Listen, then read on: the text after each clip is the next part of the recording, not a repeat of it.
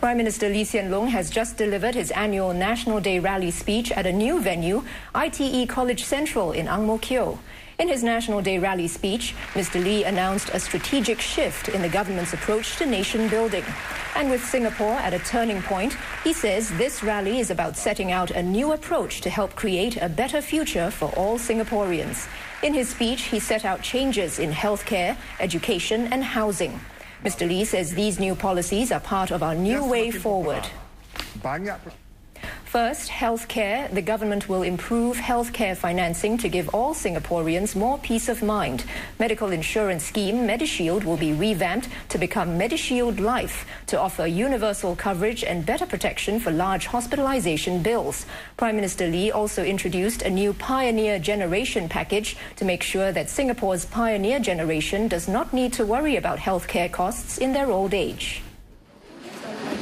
Falling seriously ill and being saddled with large hospital bills. That's a major worry for many Singaporeans, especially those who are not insured under MediShield. Those aged above 90 are also not covered by MediShield. To allay these concerns and give better protection for these large bills, MediShield will be revamped to become MediShield Life. If you don't stop at 90, the MediShield Life will not stop at 90. So, don't worry, it will cover old people. Secondly, MediShield Life will be universal. It will cover everybody, every Singaporean, old ones, young ones, those newly born, even those who are now outside the MediShield network. We will bring them back in.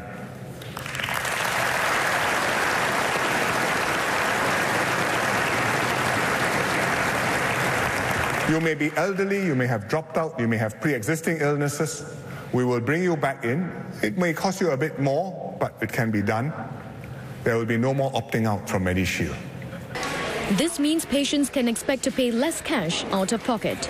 But with better benefits and coverage, the premiums for MediShield Life will be higher too. The government will, however, subsidize MediShield Life premiums for those who can't afford them.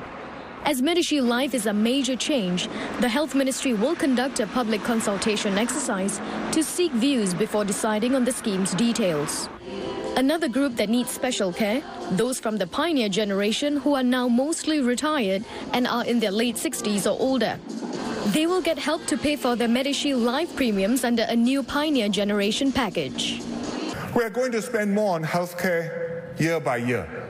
The government subsidies are going up, will go up some more, but some part of it has to be paid by ourselves, and each of us must save enough to pay for our share. Therefore, I think you can guess what my next line will be. Medisave rates have to go up. It has to be. We will increase these contribution rates over time, as and when our economic conditions permit. How much? We will have to discuss carefully, but the direction is quite clear. Besides enhancing the healthcare framework, Mr. Lee said that the best way to keep healthcare costs down is to remain healthy. And this is especially so for the elderly, for whom exercise is not just about keeping fit, but also to make friends. Government subsidies for outpatient medical care are getting a significant boost. More young Singaporeans will qualify for subsidies at general practitioners and dental clinics under the Community Health Assist scheme. Lower and middle income patients will also get higher subsidies for specialist treatment. The Community Health Assist Scheme, or CHAS card, gives beneficiaries a subsidy of up to $80 for visits to general practitioners and dental clinics. Only Singaporeans with a per capita household monthly income of $1,500 and below, aged 40 years and older, qualify.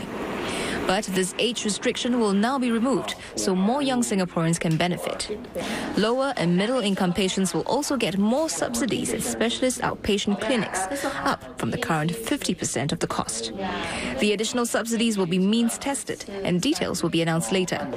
As to the calls for MediSave to be used for more outpatient treatments, Mr. Lee said, while this is sound in principle, the government will need to study carefully how to do this. Currently, MediSave can be used to pay part of the outpatient cost for treating 10 chronic illnesses, including diabetes, high blood pressure, and asthma. And the government will make sure every Singaporean family who is working can afford a home. That's the assurance from Prime Minister Lee, who announced new step-up housing grants and the extension of the current special housing grant to help more low and middle-income households. I believe that home ownership is still a fundamental principle for Singapore. And that's something Mr. Lee said the government is prepared to help Singaporeans achieve. But instead of bringing down the prices of build-to-order flats, which will hurt all home owners, Mr. Lee said more help will be given to households to own a home, so that families earning $1,000 a month can afford a two-room flat. Households with a monthly income of $2,000 can buy a three-room flat, and those who make $4,000 can afford a four-room flat. Over time, as it becomes necessary, we will do more to help the lower and the middle-income Singaporeans own their homes. We will always make sure that an HDB flat is always within reach, affordable and available to Singaporeans. Don't worry. Go ahead, plan on it, get married, get your flat. Mr. Lee said what this means is home buyers will be able to use mostly money from their CPF to pay their loans and be able to pay off their flats in 25 years instead of 30. Mr. Lee said the government has moved decisively over the last 2 years to help more Singaporeans own their homes. For example, a record number of new flats has been built and the prices of BTO flats has been stabilized since they were delinked from resale market prices. But Mr. Lee also noted that many Singaporeans still worry about rising property prices. So more grants will be given. For two-room flats, which PM Lee noted are already affordable, a step-up housing grant will be given to them if they upgrade to three-room flats later. The current special housing grant, which provides up to $20,000 in grants, will also be extended from the current two- and three-room flats to include four-room flats. Middle-income households, and not just the low-income, will also be able to qualify for the grant. The current income ceiling is $2,250. Mr. Lee also demonstrated how this makes buying a flat much more affordable. Let me explain how this works. I shall be your housing agent. Take the example of a typical three-room flat at Fernvale Riverwalk, which cost $170,000. For a household with an income of $2,000, after adding in all the grants, the net price of the flat would be $111,000. With a mortgage of 25 years, monthly payments work out to $427 a month and zero cash outlay. While the government continues to keep flats affordable for future flat buyers, Mr. Lee said for existing homeowners, the value of their HDB flats will be maintained for their old age. Major changes are in the pipeline for Singapore's education system. First, the government will tweak the Primary 1 registration exercise. From next year, each primary school will set aside at least 40 places for children with no prior connection to the school.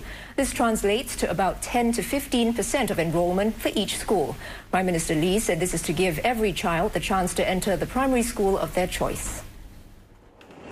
Phases 1 to 2B of the Primary 1 registration exercise are for children who have prior connection to the school of choice.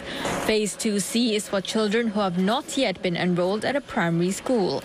This year, at the end of Phase 2C, more than half of the 190 primary schools had to conduct balloting. Mr. Lee noted that the number of places for children with no connection at popular primary schools has shrunk over time.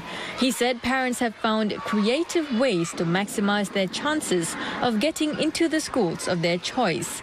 One mother moved house 4 times to give her older children a better chance to get into the primary schools. Some couples split up. 2 of us, hand phones, instant communications. You go to school A, I go to school B. Update each other in real time. Is it balloting? How many? What are the chances? Where shall I put my name in? Becomes a military operation. He cautioned that if nothing is done about this, one day there may be no places left at these schools at all. Mr. Lee said many solutions to this have surfaced over the year-long Our Singapore conversation, from giving absolute priority to those living near schools to 100% balloting with racial quotas. But in setting aside the fixed number of places at each primary school, the idea is to strike a balance. Mr. Lee also said keeping paths upward wide open to all is a fundamental principle for Singapore, and this is especially true in education. As such, the government will change the current EduSave account policy, in which only students in national schools get EduSave accounts and contributions. We are going to contribute to EduSave accounts of every child between the age of 7 and 16, whether they are madrasa students, homeschoolers, overseas students. These are signals that we value every child and that we want to give every person the best possible chance to start off well in life.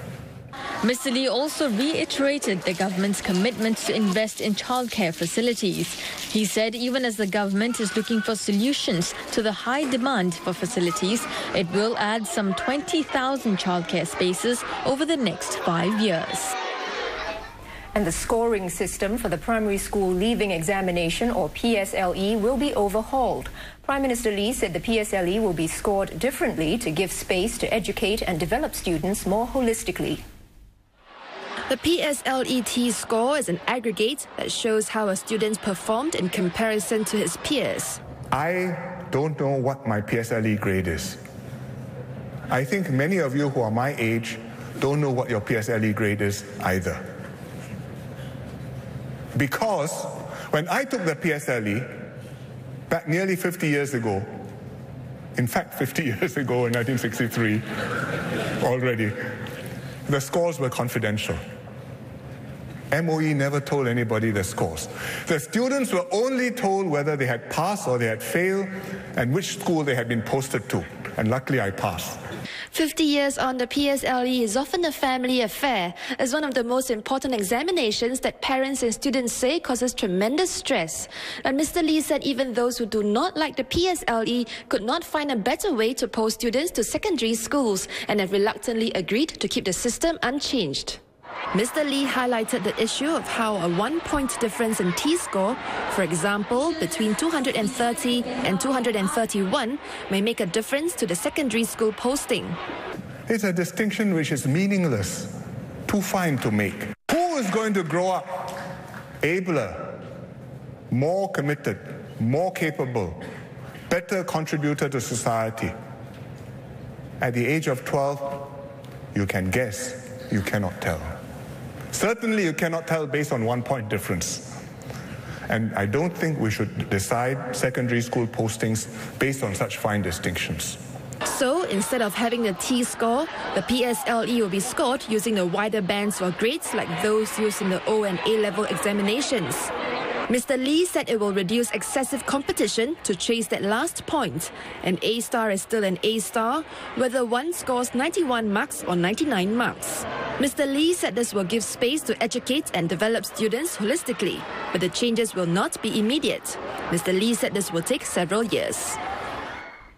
Prime Minister Lee said admissions to top secondary schools must stay open to talents from all backgrounds so they do not become closed circles. Mr. Lee said top secondary schools must remain open to talents from all backgrounds and produce graduates who become assets to Singapore. Take not just students with outstanding academic results, but also very good students with other special qualities. Qualities of character, of resilience, of drive, leadership. People who can show that they can make a difference in the world. And the top schools also must make sure that students from low-income backgrounds are not put off from applying to enter for fear that they can't afford it or that they can't fit in. So financial assistance and bursary schemes for these schools will be enhanced substantially to allow those who qualify to enter. The shift in PSLE scoring also points to a change in the admission process for secondary schools. Mr. Lee said the direct school admissions categories will be broadened to admit outstanding students with special qualities such as character, resilience, drive and leadership. We've got to get the top schools to actively seek out such students, look for them. Some of them have scholarships for these schemes. And we've got to invite primary schools to suggest possible students to the schools. Mr. Lee said the government wants to create greater flexibility for students to tailor their education at the secondary school level. This means Secondary 1 students in all streams will be allowed to take a subject at a higher level if they have done well in that subject at the PSLE. They can build on their strengths and learn each subject at a pace appropriate to them. These changes to our education system will help to keep our pathways upwards open to all and make meritocracy work better for Singapore. Meritocracy has to remain the most fundamental organizing principle in our society. We have to recognize people for their contributions and their effort, not for their backgrounds, not for their status or wealth or connections. This cannot be a society which is based on guanxi. It must be based on your ability, your contributions. What are you giving back to this society? So at the same time, if you succeed under our system, then you must feel the duty to contribute back because you didn't do it alone. Mr. Lee cited one good example of someone who benefited from this meritocratic system and who gave back to society. Dr. Yeo Si-ling is a research scientist who became blind at 4. She overcame her disability and went on to earn her PhD, and she is now a volunteer helping others overcome their disabilities. Si-ling proves that if you can do well if you work hard. It doesn't matter what your circumstances are. And that is what we have to try to do, to contribute back to the society and keep the system fair for all. Mr. Lee said this ensures everyone benefits from the system and sees it as fair. Here with News 5 tonight, a new volunteer youth corps will be set up to give young people more opportunities to work in the community. There will also be resources like allowances for young Singaporeans who take time off to do community service full-time. I had tea recently with the OSC committee. Mr. Lee noted that there are many young people doing good work in the community, and he paid tribute to Singaporeans who have contributed in their own ways, whether it was during the Haze episode in June or in volunteer projects overseas.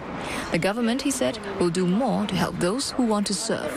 So we want to encourage more young people to build a better world and a better Singapore.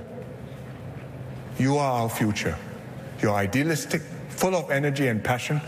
Go forth, change Singapore, change the world for the better.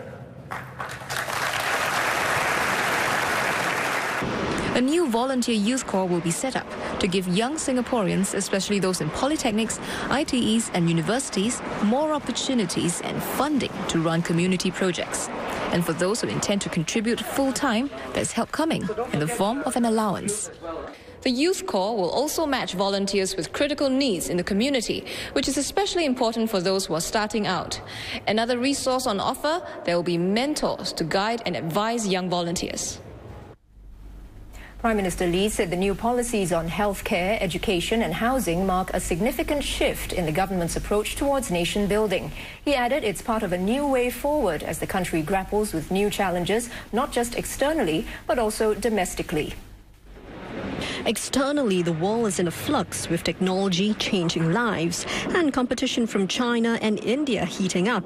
But increasingly, Singapore is also facing complicated internal challenges, such as the widening income gap and aging population, compounded by day-to-day problems like the cost of living. Singaporeans sense correctly that the country is at a turning point. I understand your concerns. I promise you, you will not be facing these challenges alone. Hence the three important shifts. 1.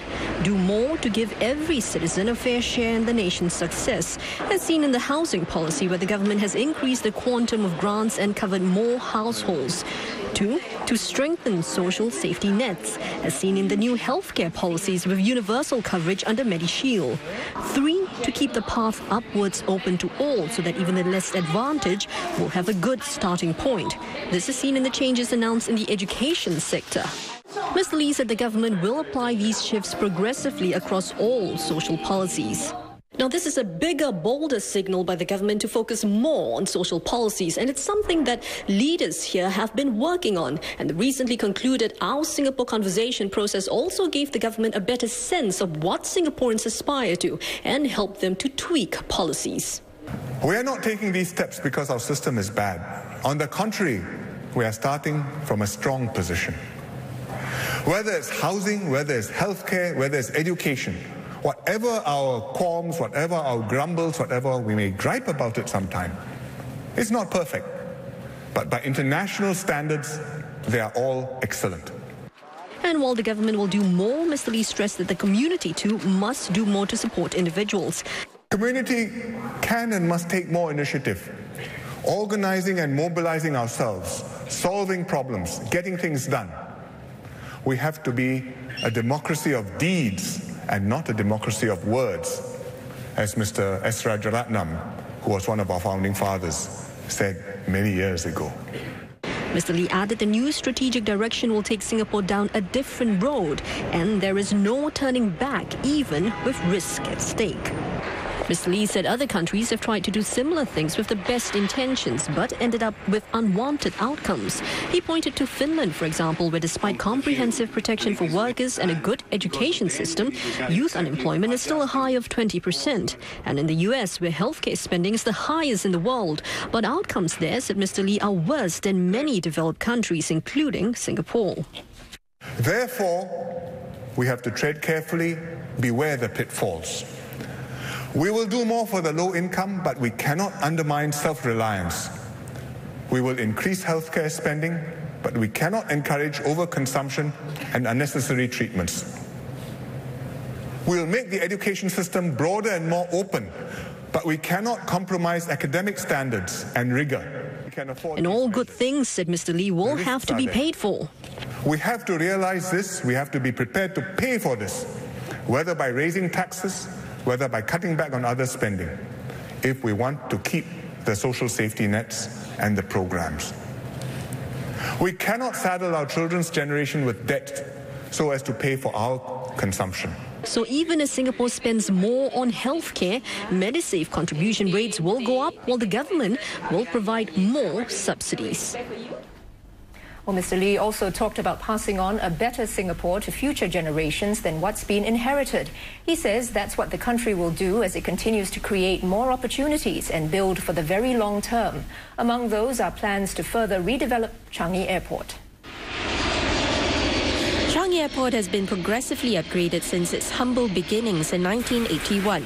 Prime Minister Lee said it has become part of the Singapore identity. It's also a symbol of renewal and change.